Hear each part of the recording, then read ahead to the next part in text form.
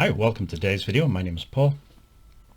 So this week, again, a watercolor landscape. I wanted to go through sort of describing my thought processes. Maybe process is too strong a word. What I'm trying to achieve during the painting and how that sort of progresses. I should say with these paintings, I don't use any reference material. I don't have any photographs or anything like that. Partly because I don't really need it. If I look out my window, I can see fields and trees. If I go for a walk for 10 minutes, I'm, out amongst fields and trees. So I don't feel as though I need reference materials that much. I can do things from sort of memory, and occasionally I make little pencil sketches. But most of the paintings are just start putting paint onto the paper and see what happens.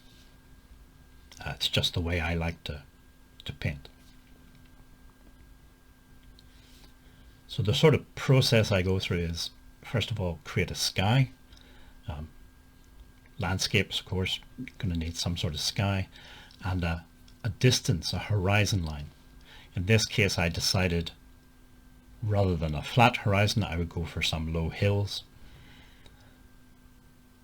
So that's just what I'm painting in at the moment.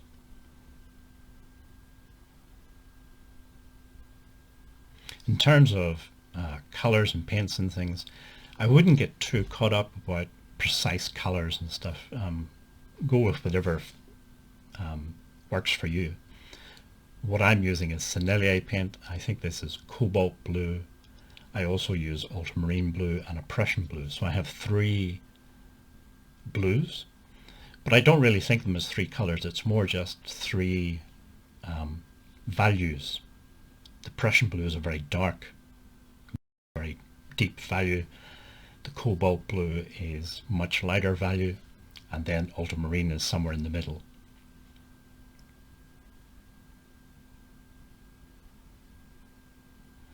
So at this stage now, I've pretty much got the sky and the horizon line and the distance established.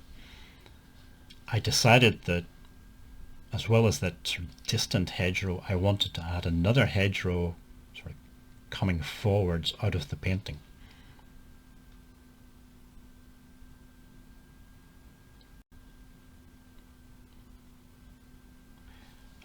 The only reason for that is I think it adds in maybe some more interest. We'll see at the end of the painting whether it works or not. It might also help to establish a sort of feeling of distance using some linear perspective. Once I've got sort of background, sky and middle ground done, then I start working on the foreground. As you can see, my painting style is more, it's sort of abstract. It's not, as I say, it's all coming out of my head. It's not based on reference photos or anything like that. I just sort of do whatever I think, whatever I feel like doing at the time. Cadmium yellow is a big part of my paintings. I love cadmium yellow. It's very bright, and I wanted the painting to have a sort of summer feel or spring feeling. For no other reason than just I like spring and summer. It's my painting, so I get to do whatever I like to do.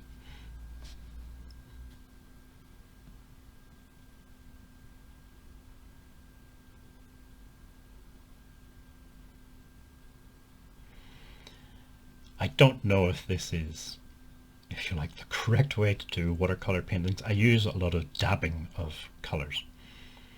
And that just is sort of one of the painting styles that I love, that influences me, is impressionism.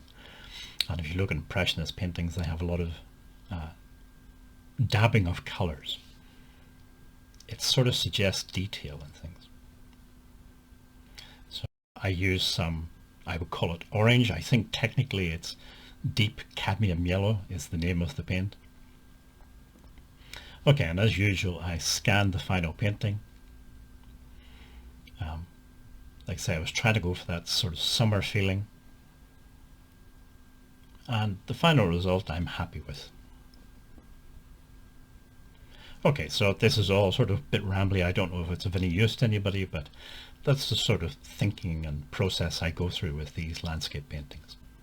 If you'd like to subscribe, just click on the subscribe button below, and hopefully see you in next week's video.